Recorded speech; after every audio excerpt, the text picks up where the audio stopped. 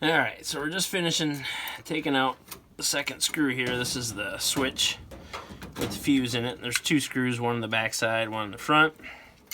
Make sure your power is off before you even start any of this stuff. Take a look inside here. This is the two power wires that come in. One's the neutral, one's hot. They come through the SSU box right here. And then we're just going to pull them out from here. So you got two wires to disconnect. So you're gonna, this is your neutral. You take that one off. This one you can see that's the one that goes back to your fuse box. And then this one on the back side here, we want to make sure that we disconnect that one as well. This one's your hot, so once again, want to make sure power is off before you start any of this stuff. Alright, so we're going to disconnect this one. And it's kind of, you just leave the hot connected there. And then this is the wire that you're going to pull back through the box. So we're leaving our neutral that goes back to the box. And we're going to pull both of the white and the black through. So these are the two, you can see these two feed into the furnace. And then all we got to do right now is we're going to take our cord. So we're buying a 3-prong cord here. It's got a neutral, a hot, and a ground. And basically all you got to do at this point, so we're going to wire nut the neutrals together. Make sure those are good and secure. Give them a little tug there. And then the hot goes to the hot. And never a bad idea, as my mentor Ed always tells me, never a bad idea to make sure you got those secured with electrical tape. So those are good. Make sure you give them a little tug and they stay in. And then the last thing we're going to do, the green can actually be grounded anywhere onto the furnace. It's not a huge deal, but you would just want to make sure that anywhere on the furnace body that's metal. So you can wrap it around this little guy. I already loosened that up. Then you take the neutral, the ground, and just want to make sure that that is in contact with the metallic surface of the furnace. And we'll cinch that guy down.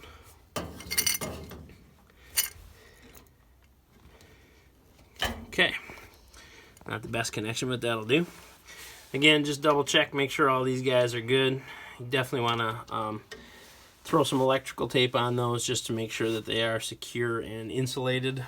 And then this guy, so basically what we did here is we secured this plug to the power source of the furnace. And then we take this and we plug it in to our extension cord. So this extension cord goes all the way to the generator, and you just plug it into the generator and then your furnace should be good to go. So we're going to fire that up and we'll show you that the furnace runs.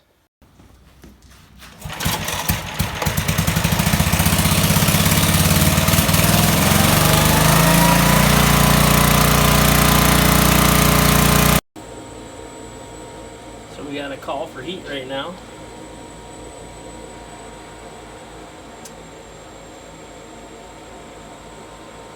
And just waiting for ignition.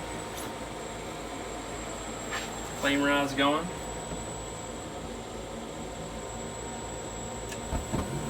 There we go.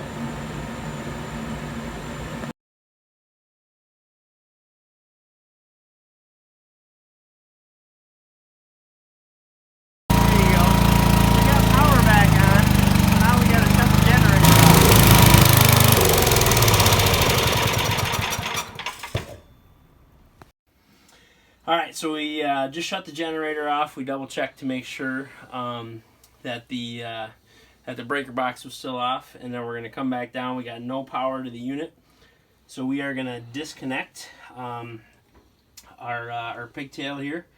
We're going to run it back through the SSU box, and then we're going to connect it back to the original connections.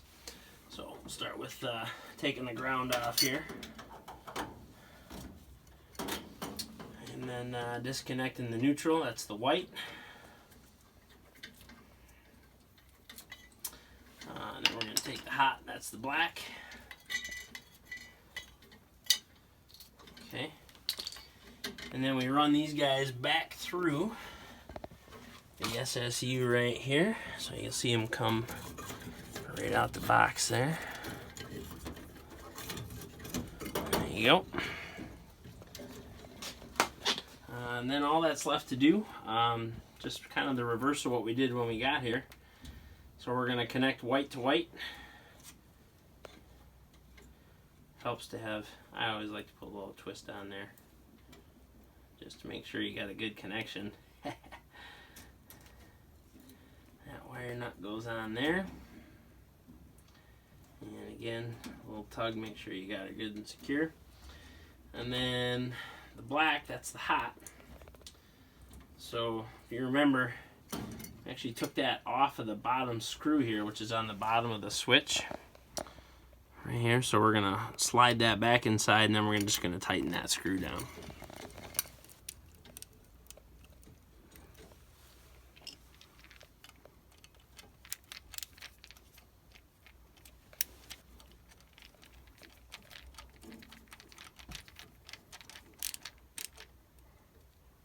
Alright, so we got that connected. We're going to tuck the wires inside of the box here. Make sure that we're good to go. You want your switch, you want to make sure that your switch is accessible. So your on-off switch, you want that to be close to the outside. We tuck that on, we put those two screws back in. And then we put the front back on the furnace. And then we turn the power on. Alright, so we had a really hard time getting to that back screw there. The installation was not great. So we ended up using a little remote control car tool used to get the wheels on and off. So we just put a little bit in there, and that allowed us to access it pretty easily. So anyway, we got the box cover back on. We are about to close up the front panel and fire it up. So we'll be right back.